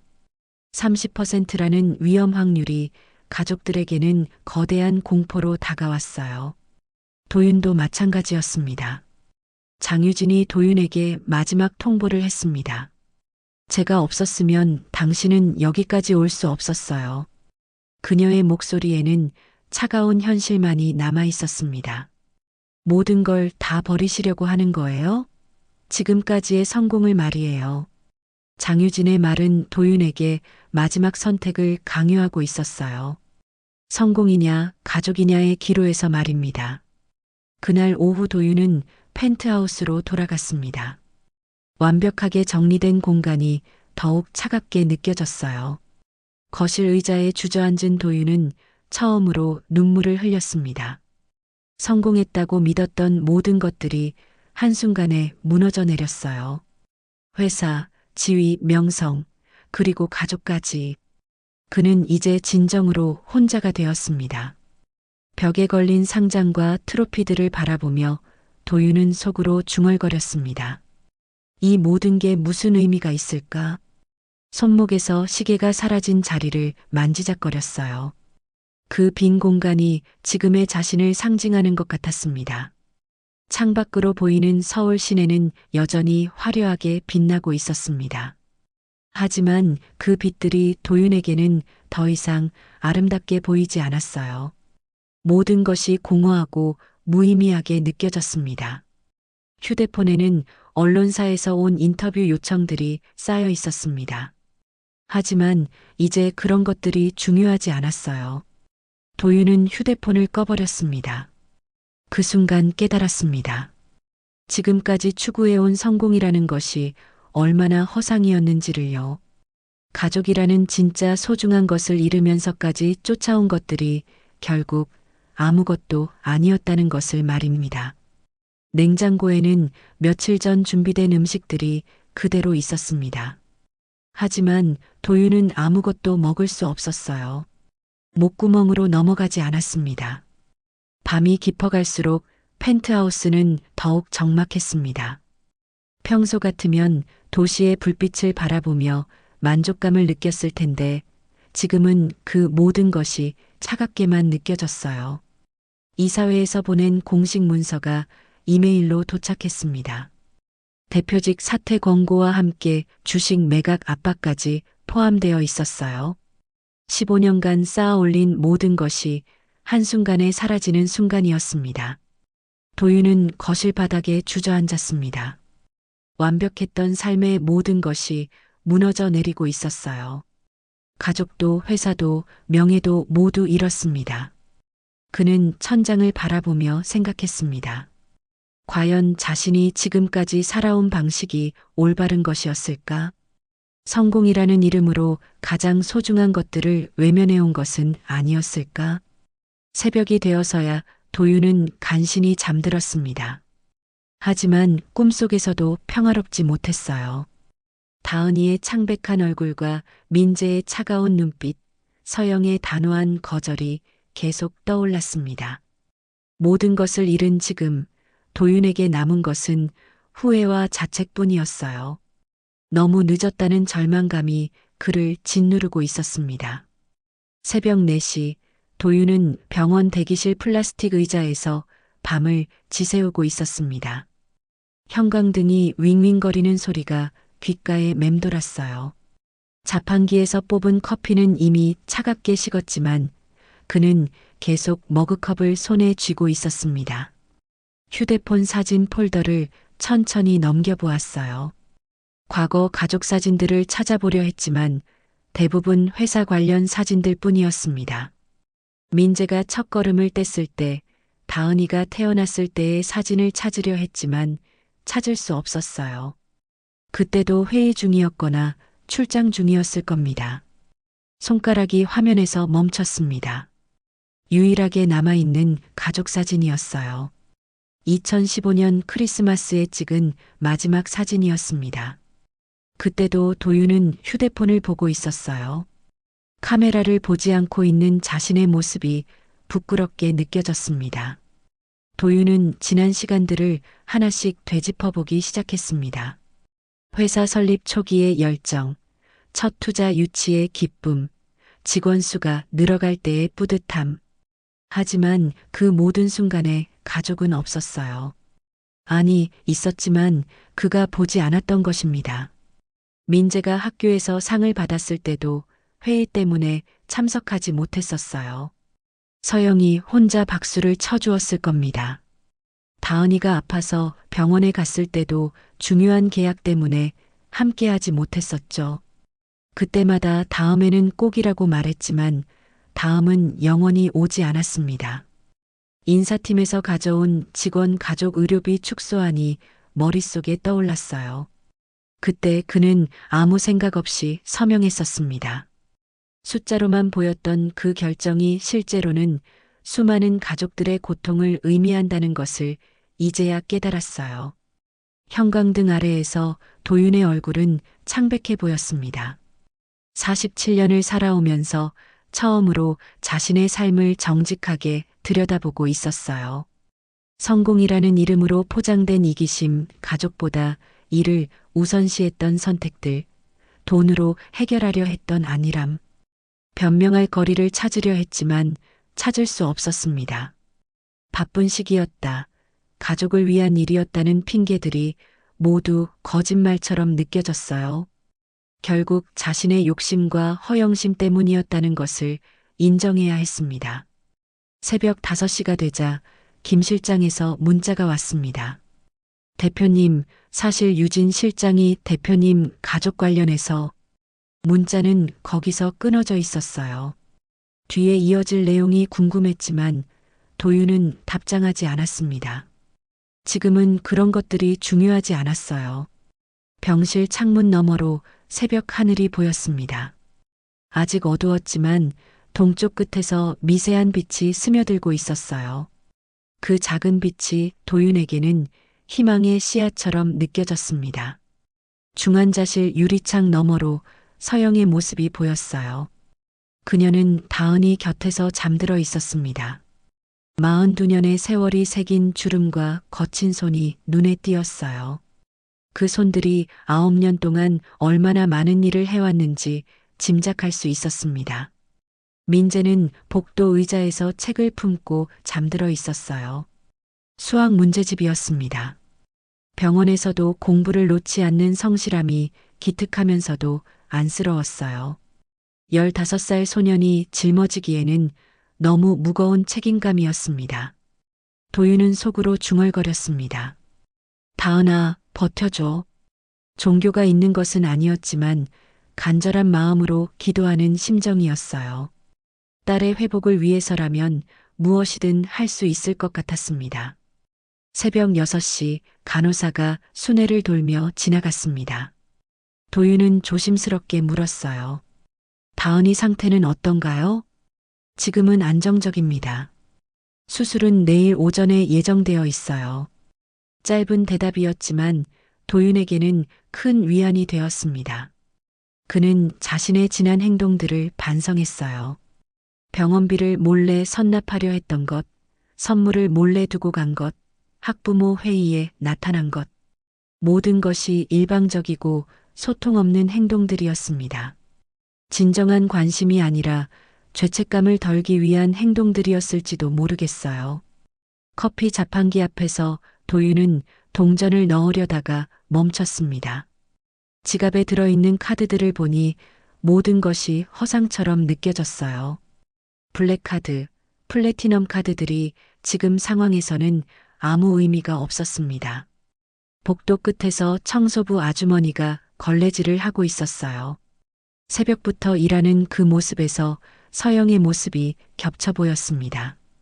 세상에는 이렇게 묵묵히 일하는 사람들이 있는데 자신은 그런 사람들의 가치를 제대로 알아보지 못했어요. 시계가 없는 손목을 자꾸 만지작거렸습니다. 그 빈자리가 오히려 편안하게 느껴졌어요. 시간에 쫓기지 않는 느낌이었습니다. 성공을 위해 달려왔던 지난 시간들이 얼마나 공허했는지 깨달았어요. 새벽 7시가 되자 복도에 사람들이 하나둘 나타나기 시작했습니다. 간병인들, 의료진들, 그리고 환자 가족들. 모두가 각자의 사연을 안고 있었어요. 도윤은 자신도 그들 중 하나일 뿐이라는 것을 느꼈습니다. 다은이의 수술을 앞두고 도윤은 마음을 정리했습니다. 이제는 성공이나 명예, 돈 같은 것들이 중요하지 않았어요. 오직 딸의 건강과 가족의 행복만이 중요했습니다. 비로소 진정한 우선순위를 깨달은 순간이었어요.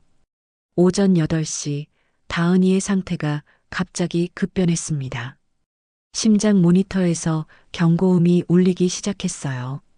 간호사들이 급히 달려와 응급처치를 시작했습니다. 혈압이 떨어지고 있어요. 수술을 당겨야겠습니다. 의사의 긴급 지시가 떨어졌습니다.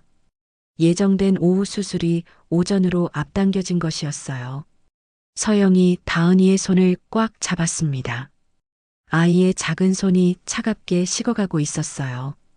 다은아, 엄마가 여기 있어. 떨리는 목소리로 말했지만 다은이는 의식을 잃은 상태였습니다. 민재가 복도에서 주먹을 벽에 치려고 하는 순간 도윤이 그의 손을 잡았어요. 다치면 안 돼. 그 짧은 말에 민재의 분노가 잠시 멈췄습니다. 도윤의 눈에서도 절망이 보였기 때문이었어요. 의료진이 수술 동의서를 가져왔습니다. 선천성 심장질환 교정술에 대한 설명과 함께 위험성도 상세히 적혀 있었어요. 수술 성공률은 70%입니다. 하지만 지금 상황에서는 수술이 유일한 방법이에요. 의사의 설명에 서영의 얼굴이 창백해졌습니다. 30%의 위험이 너무나 크게 느껴졌어요. 서영 씨, 도윤이 조심스럽게 다가왔습니다. 전액 제가 부담하겠습니다. 그리고 돈 얘기는 그만해요. 서영이 고개를 저었습니다. 하지만 이번에는 완전한 거절이 아니었어요. 절망적인 상황에서 현실을 받아들일 수밖에 없었습니다. 대신 조건이 있어요. 서영이 떨리는 목소리로 말했습니다. 무엇이든 말씀하세요. 앞으로 모든 결정은 투명하게 상의해서 정해요. 비용도, 치료 방향도, 아이들 문제도. 도윤이 고개를 끄덕였습니다. 약속드립니다. 그때 김 실장이 병원에 도착했습니다. 그의 손에는 USB와 서류들이 들려 있었어요. 대표님, 중요한 얘기가 있습니다. 김 실장이 조심스럽게 다가왔습니다. 장 실장님이 대표님을 감시하고 있었어요. 이 녹음 파일을 들어보세요. USB에는 장유진이 이 사진들과 나눈 대화가 녹음되어 있었습니다. 도윤의 가족사를 이용해서 그를 축출하려는 계획이 담겨 있었어요. 리스크 키워드 자동 필터링 시스템도 그녀가 만든 거였습니다. 대표님의 모든 연락을 차단하려고 했어요. 김 실장의 고백에 도윤은 분노보다는 허탈함을 느꼈습니다. 하지만 지금은 그런 것들이 중요하지 않았어요. 나중에 처리하겠습니다. 지금은 다은이가 우선이에요. 도윤이 단호하게 말했습니다. 우선순위가 확실해진 모습이었어요. 수술실로 향하는 다은이를 배웅하며 가족들은 유리병 너머로 아이와 마지막 눈 맞춤을 했습니다. 다은이가 깨어나서 희미한 미소를 지었어요. 아빠. 작은 목소리였지만 분명히 들렸습니다. 다은이가 도윤을 아빠라고 부른 순간이었어요. 도윤의 눈에서 눈물이 흘렀습니다. 9년 만에 듣는 딸의 목소리였어요. 다은아, 금방 나올 거야. 수술실 문이 닫히고 가족들은 대기실에서 기다려야 했습니다. 예상 수술 시간은 4시간이었어요. 민재가 처음으로 도윤에게 말을 걸었습니다. 정말 미안했다고 생각해요? 응, 정말 미안해. 도윤의 대답은 간단했습니다. 길고 복잡한 설명 대신 진심만 담았어요. 그럼 앞으로는 어떻게 할 거예요? 너희가 허락해준다면 진짜 아빠가 되고 싶어. 민재가 잠시 생각하더니 말했습니다. 쉽지 않을 거예요. 알고 있어. 그래도 해보고 싶어. 서영이 두 사람의 대화를 지켜보고 있었습니다. 완전히 마음을 연 것은 아니었지만 벽이 조금씩 허물어지고 있었어요. 조건이 있어요. 서영이 말했습니다. 같이 살자는 건 아니에요. 하지만 공동 양육은 가능할 것 같아요. 도윤이 고개를 끄덕였습니다. 어떤 방식으로든 좋습니다. 비용 부담과 시간 투자, 그리고 중요한 결정은 모두 함께 상의해요. 서영의 제안은 현실적이고 구체적이었습니다. 감정보다는 아이들을 위한 최선의 방법을 고민한 결과였어요. 수술이 시작된 지 2시간이 지났을 때 의료진이 중간 보고를 해주었습니다. 지금까지는 순조롭게 진행되고 있습니다. 그 말에 가족들은 조금 안도할 수 있었어요. 도윤은 회사 일을 완전히 뒤로 미뤘습니다. 장유진의 배신도 이사회의 압박도 지금은 중요하지 않았어요. 오직 다은이의 수술 성공만이 머릿속을 채우고 있었습니다. 김 실장이 조심스럽게 물었습니다. 회사 일은 어떻게 하시겠습니까? 김 실장님이 대신 처리해 주세요. 필요하면 녹음 파일도 공개하고요. 도윤의 답변은 명확했습니다. 가족이 회사보다 우선한다는 결정이었어요. 수술실 앞에서 기다리는 시간은 길고 고통스러웠습니다. 하지만 이번에는 도윤이 혼자가 아니었어요. 서영과 민재가 함께 있었습니다. 아직은 어색했지만 같은 걱정을 하는 가족이었어요. 오후 2시 수술실 문이 열렸습니다. 의사가 마스크를 벗으며 나왔어요. 그의 표정에서 결과를 짐작할 수 있었습니다. 의사가 마스크를 벗으며 미소를 지었습니다. 그 표정만으로도 가족들은 결과를 알 수 있었어요. 수술이 성공적으로 끝났습니다. 서영이 주저앉으며 울음을 터뜨렸습니다. 민재도 안도의 한숨을 내쉬었어요. 도윤은 벽에 기대어 서서 눈을 감았습니다. 심장 기능이 정상으로 회복되었고 앞으로는 일상생활에 큰 지장이 없을 것 같습니다. 의사의 상세한 설명이 이어졌습니다. 회복 기간과 주의사항, 그리고 정기 검진 일정까지 꼼꼼히 안내해 주었어요. 1시간 후 회복실에서 다은이와 만날 수 있었습니다. 아이는 아직 마취에서 완전히 깨어나지 않았지만 숨소리가 훨씬 편안해졌어요. 엄마. 다은이가 첫 번째로 찾은 사람은 서영이었습니다. 그 다음에 민재를 보고 미소를 지었어요. 마지막에 도윤을 보더니 작은 손을 들어 흔들었습니다. 아빠도 왔네. 그 말에 도윤의 눈에서 다시 눈물이 흘렸어요. 진짜 아빠로 인정받는 순간이었습니다. 이틀 후 김 실장이 가져온 소식은 놀라웠습니다. 장유진의 비리가 모두 드러나면서 그녀는 회사에서 해임되었어요. 녹취록이 공개되자 이사회의 태도도 완전히 바뀌었습니다. 대표님에 대한 신뢰 회복 조건이 있습니다. 이사회에서 제시한 조건은 의외였어요. 내부 복지 정책을 전면 개선하고 직원 가족을 위한 지원을 확대하라는 것이었습니다. 가족 의료비 지원을 기존보다 2배로 늘리고 육아휴직 제도도 확대해 주세요. 도윤은 그 조건을 기꺼이 받아들였습니다. 오히려 더 적극적으로 개선안을 제시했어요. 서영과의 첫 번째 정식 대화는 병원 카페에서 이뤄졌습니다. 동거는 생각하지 않아요.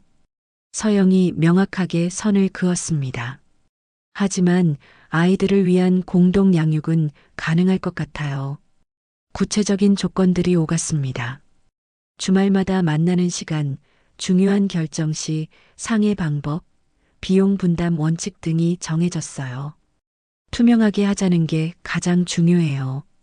서영의 요구는 합리적이었습니다. 도윤도 전적으로 동의했어요. 일주일 후 다은이가 퇴원했습니다. 가족들은 새로운 집으로 이사할 준비를 하고 있었어요. 반지하가 아닌 햇볕이 잘 드는 2층 아파트였습니다. 방이 3개나 있어. 다은이가 신나게 돌아다니며 말했습니다. 민재도 자신만의 책상이 생긴다는 사실에 기뻐했어요. 도윤은 직접 아이들 방을 꾸미는데 참여했습니다. 민재의 방에는 책장과 컴퓨터 책상을, 다은이 방에는 분홍색 커튼과 작은 화분을 놓았어요. 첫 번째 가족 식사는 새 집에서 이루어졌습니다. 서영이 끓인 김치찌개와 도윤이 사온 반찬들이 식탁에 올랐어요. 맛있다. 도윤이 진심으로 말했습니다. 고급 요리보다 훨씬 따뜻한 맛이었어요. 아빠도 요리 배워요. 다은이가 제안했습니다. 도윤이 웃으며 대답했어요. 그럼 민재가 가르쳐 줄래? 저도 잘 못해요. 민재가 쑥스럽게 말했지만 표정은 밝았습니다. 회사에서는 새로운 복지 정책이 큰 화제가 되었습니다. 직원들의 만족도가 크게 높아졌고 언론에서도 긍정적으로 보도했어요. 진정한 가족 친화 기업이라는 평가를 받았습니다. 도윤은 그 기사를 보며 뿌듯함을 느꼈어요. 3개월 후 다은이의 정기 검진 결과는 완벽했습니다. 심장 기능이 정상으로 회복되었고 운동 제한도 크게 줄어들었어요. 이제 수영도 할 수 있어요. 의사의 말에 다은이가 환하게 웃었습니다. 바다에도 갈 수 있겠네. 도윤이 말하자 다은이의 눈이 반짝였어요. 정말요? 물론이지. 우리 가족 여행을 가자. 그렇게 여름휴가 계획이 세워졌습니다. 김명자의 치매는 조금씩 진행되고 있었지만 좋은 요양원에서 전문적인 돌봄을 받고 있었어요. 주말마다 가족들이 면회를 갔습니다. 우리 애기들 참 예쁘게 컸네. 할머니가 가끔 명료한 순간에 하는 말이었어요. 그럴 때면 모두가 따뜻함을 느꼈습니다. 오만호 할아버지는 새 집에도 종종 놀러 왔습니다. 역시 아버지는 돌아오는 거야. 그의 말에는 세월의 지혜가 담겨 있었어요. 6개월 후 제주도 바다에서 찍은 가족 사진이 있습니다. 서영과 민재, 다은이, 그리고 도윤이 함께 웃고 있는 모습이었어요. 어색함은 많이 사라졌고 자연스러운 가족의 모습이었습니다. 도윤은 더 이상 시계를 차지 않았습니다. 시간에 쫓기기보다는 순간을 소중히 여기게 되었어요. 손목의 빈자리를 볼 때마다 진정한 가치가 무엇인지 되새겼습니다. 회사에서 보낸 메일 한 통이 도윤을 미소 짓게 만들었습니다. 가족 의료비 확대안이 정식으로 통과되었다는 소식이었어요. 예전에 자신이 축소했던 그 정책을 이제는 확대하게 된 것입니다. 저녁 식사 후 다은이가 도윤에게 작은 조개 껍데기를 건넸습니다. 아빠, 이거 시계 대신 차세요. 제주도 바다에서 주운 예쁜 조개였어요. 도윤이 손목에 끼워 보니 의외로 잘 어울렸습니다. 고마워, 다은아. 새로운 상징이 생긴 순간이었어요. 1년 후 여름 부산 해운대 해변에서 황금빛 오후 햇살이 파도에 반짝이고 있었습니다. 갈매기들이 하늘을 자유롭게 날아다니며 울음소리를 내고 있었어요. 바다 냄새와 함께 불어오는 바람이 상쾌했습니다. 도윤은 모래사장에 돗자리를 펼치며 주변을 둘러보았어요. 가족들과 함께하는 두 번째 여름휴가였습니다. 작년 제주도 여행보다 훨씬 자연스러운 분위기였어요. 다은이는 파라솔 그늘에서 조개 껍데기를 주우며 놀고 있었습니다. 심장 수술 후 완전히 회복된 아이는 이제 또래 친구들과 다름없이 뛰어놀 수 있었어요. 웃음소리가 바다소리와 어우러져 들렸습니다. 아빠, 이거 봐요. 다은이가 예쁜 소라 껍데기를 들고 뛰어왔습니다. 13살이 된 아이는 키도 많이 자랐고 얼굴에도 생기가 돌았어요. 정말 예쁘네. 도윤이 진심으로 감탄하며 받아들었습니다. 민재는 바다에서 수영을 하고 있었어요. 16살이 된 그는 어깨가 많이 넓어졌고 얼굴에서 어른스러움이 더해졌습니다. 대학 진학을 위한 공부도 열심히 하고 있었지만 가족과의 시간도 소중히 여기고 있었어요. 서영은 비치 체어에 앉아 책을 읽고 있었습니다. 43살이 된 그녀는 예전보다 여유로워 보였어요. 세 곳에서 일하던 과로에서 벗어나 요양보호사 한 곳에서만 근무하고 있었습니다. 도윤의 지원으로 경제적 부담이 줄어들면서 가능해진 일이었어요. 사진 찍을까요? 도윤이 제안했습니다. 셀프 타이머를 맞춰놓고 가족들이 모였어요. 하나, 둘, 셋. 카메라 셔터가 눌리는 순간 네 사람 모두 자연스러운 미소를 지었습니다. 어색함이나 억지스러움 없이 진짜 가족의 모습이었어요. 도윤은 손목에 조개껍데기 팔찌를 만지작거렸습니다. 다은이가 만들어준 이 팔찌는 이제 그에게 가장 소중한 장신구가 되었어요. 비싸지는 않았지만 그 어떤 명품보다 값진 의미를 담고 있었습니다. 성공은 수치가 아니라 함께 밥 먹는 시간이네요. 도윤이 속으로 중얼거렸습니다. 1년 전만 해도 상상할 수 없었던 깨달음이었어요. 휴대폰에 회사에서 온 메시지가 도착했습니다. 가족 의료비 지원 확대 정책이 다른 기업들에게도 벤치마킹되고 있다는 소식이었어요. 직원 만족도 조사에서도 역대 최고 점수를 기록했다고 했습니다. 도윤은 그 메시지를 보며 뿌듯함을 느꼈습니다. 진정한 성공이 무엇인지 깨달은 후 회사도 더 좋은 방향으로 변하고 있었어요. 오만호 할아버지에서 문자가 왔습니다. 사진 잘 봤네. 참 잘했어. 짧은 문자였지만 따뜻한 마음이 전해졌습니다. 73살이 된 할아버지는 여전히 동네의 든든한 버팀목 역할을 하고 있었어요.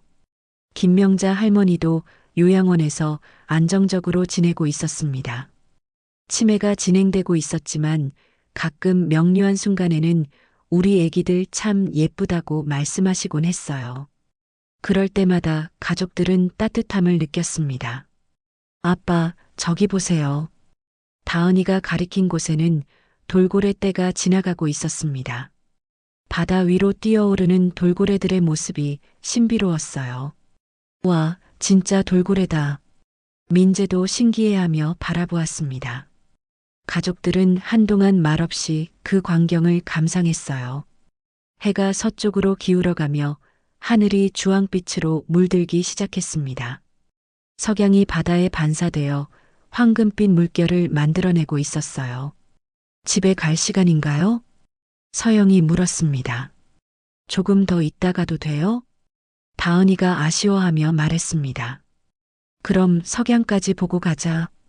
도윤이 제안했고 모두가 동의했어요.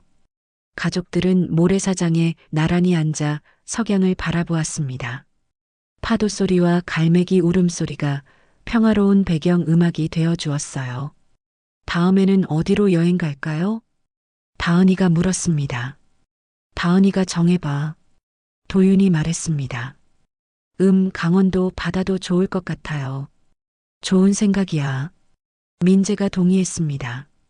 태양이 수평선 너머로 사라져가면서 하늘은 붉은색에서 보라색으로 변해갔어요. 첫 번째 별이 나타나기 시작했습니다. 별이 나왔네. 서영이 하늘을 올려다보며 말했습니다. 소원 빌어볼까요? 다은이의 제안에 모두가 잠시 눈을 감았습니다. 도윤은 마음속으로 기도했어요. 이 평범하고 소중한 순간들이 계속 이어지기를 바란다고요. 바다에서 주운 작은 조개 껍데기를 다은이가 또 하나 도윤의 팔찌에 끼워 주었습니다. 이제 더 예뻐졌어요. 고마워. 도윤이 딸의 머리를 쓰다듬었습니다. 멀어져가는 카메라가 보여주는 것은 모래사장에 앉아있는 네 사람의 실루엣이었습니다. 일상의 소음과 웃음이 바다 바람에 실려 퍼져나갔어요. 그들의 이야기는 끝이 아니라 새로운 시작이었습니다. 늦었다고 생각한 오늘이 우리의 첫날이에요. 도윤이 마음속으로 되뇌었습니다. 진정한 성공의 의미를 깨달은 오늘, 그리고 가족과 함께하는 모든 내일들이 소중한 첫날이 될 것이었어요. 오늘의 이야기는 어떠셨나요? 성공과 가족 사이에서 고민했던 도윤, 묵묵히 현실을 견뎌낸 서영, 그리고 어른스럽게 성장한 민재와 용감한 다은이. 이들의 여정이 여러분 마음에 작은 울림을 전했기를 바랍니다. 혹시 이 가족에게 전하고 싶은 응원의 말이나 이야기를 통해 느끼신 점이 있으시다면 댓글로 자유롭게 나눠주세요.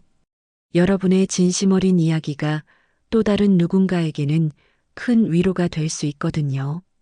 이처럼 따뜻한 이야기가 더 많은 분들께 전해질 수 있도록 공유도 부탁드립니다. 작은 나눔이 모여 더 아름다운 세상을 만들어갈 수 있다고 믿습니다. 언제나 함께 해주셔서 감사합니다. 운명사연이었습니다.